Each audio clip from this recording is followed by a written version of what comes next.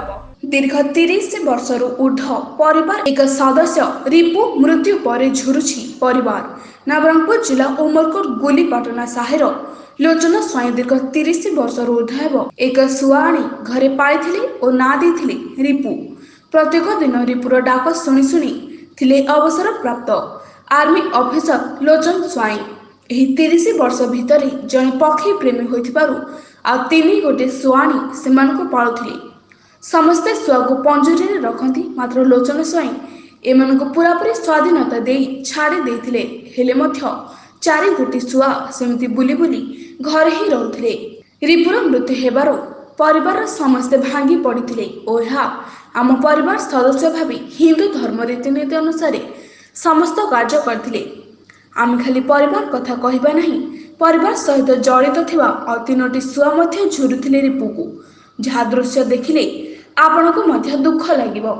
परिवार आज आपण दुख रे अछन कोन कहि आमे सानो थिला समय बाबा 1999 मसिया रे मिटू घर को आनिथिले।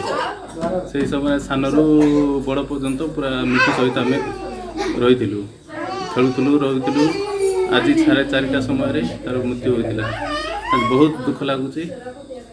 तेणु आमे हिंदू शास्त्र हिसाब रे आमे से 12 दिन हिसाब रे मिटू को आज सब संस्कार करिलु। तो केमती पाळिबे पूरा जेमिति आमरे 12 दिनिया 13 दिन जेमिति आमे पाळुछु आमे मनीष हिसाब रे से हिसाब रे आमे ताकू मनीष हिसाब रे आमे तांको से नीति से हिसाब रे पाळिबु। तो आपण घर आउर 3टा मिटू अछन से माने झुरुचंदी ता ऊपर कोन कहि बहुत दुख प्रकाश करूछंती आमे जानि पारछु।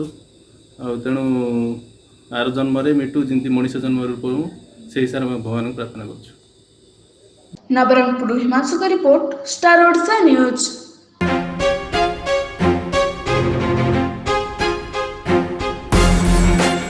हम चैनल को लाइक करंतु, शेयर करंतु और सब्सक्राइब करंतु और बेल आइकन को दबाइबा पे भूलंतु नहीं।